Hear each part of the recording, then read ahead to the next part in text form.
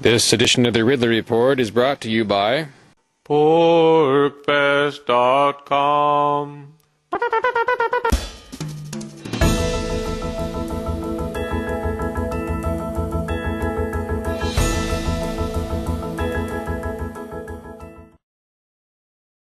Let's talk about nightmare scenarios. It doesn't require much imagination to do because one has already unfolded. I'm not talking about the current financial crisis. I'm talking about the Oklahoma City bombing of 1995. Most of the accused perpetrators were ex-government workers. But many pro-liberty people were demonized because of the attack. So what should us anti-violence liberty lovers do if something like this happens again? Well, the first thought I had, and I've been thinking about this for a year or two, first thought I had was some sort of, what's the right word for it, like a hunger strike against the anti-government violence.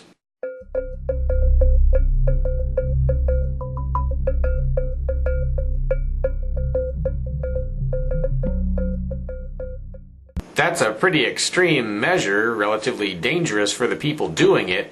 And the other thing is, you'd have to take it pretty far into the dangerous section for it to really get any attention. So I was thinking maybe there was some less risky thing that could be done, but I couldn't think of anything. For 2 years I couldn't think of anything. And this week I thought of something. What inspired me was an anti-vigilante incident back in 2001.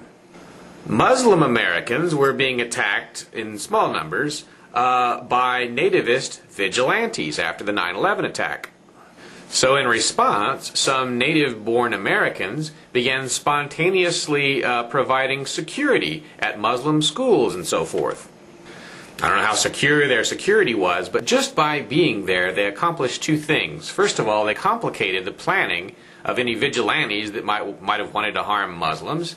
And they also made a statement, a really powerful statement about what they stood for and what they stood against. Suppose there were another major violent act against the authorities and that the perpetrators were said to be pro-liberty in some form or fashion. Well, maybe an appropriate response would be for liberty lovers in New Hampshire. I'm not sure that anyone else is going to do it. Maybe I'd have to do it by myself, but maybe an appropriate response would be to act as human shields at federal installations if it was directed against federals, or at state or local installations if it was directed against them. I mean, would Timothy McVeigh have attacked the federal building in 1995 if he knew that there were human shields who were inside that building saying, "Don't you dare attack these people"? I don't know. McVeigh might have gone ahead and done it. He was probably a pretty bad guy.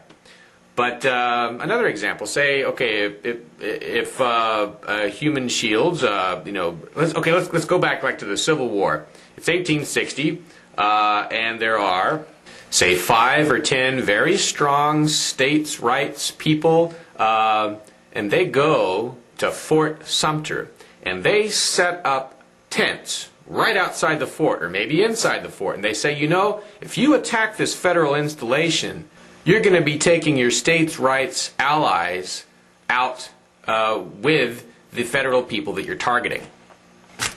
Well, would Fort Sumter have been fired on if just 10 people had had the guts to do that? What if Robert E. Lee or John C. Calhoun had gone and stood at that fortress and made a statement like that? It might have saved 600,000 lives. I don't know. You can't control your enemies. You can't really necessarily even control people who agree with you, but you might be able to convince them not to kill you. It's an option we might have for putting a lid on unnecessary violence. Because remember, when you use violence against the government, it just gets bigger. Anyway, this has been on my mind a lot for the last few months as we've seen the United States slide closer and closer to a collapse. When that kind of thing happens, when there's economic dislocation, violence is always its wicked stepsister. I think it's our responsibility to put off armed rebellion for as long as we can, hopefully forever. It's Dave Ridley signing off for RidleyReport.com this April 3rd, 2009.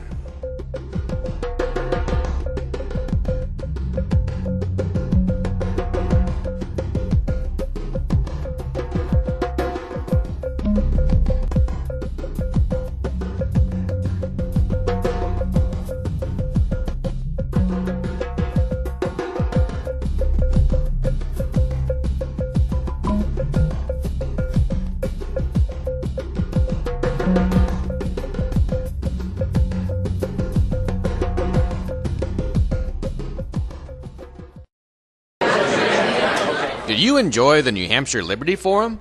Would you like another crack at New Hampshire during a prettier time of year? Porcupine Fest happens every summer.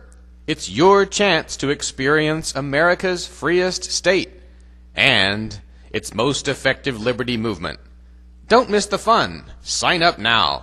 Porkfest.com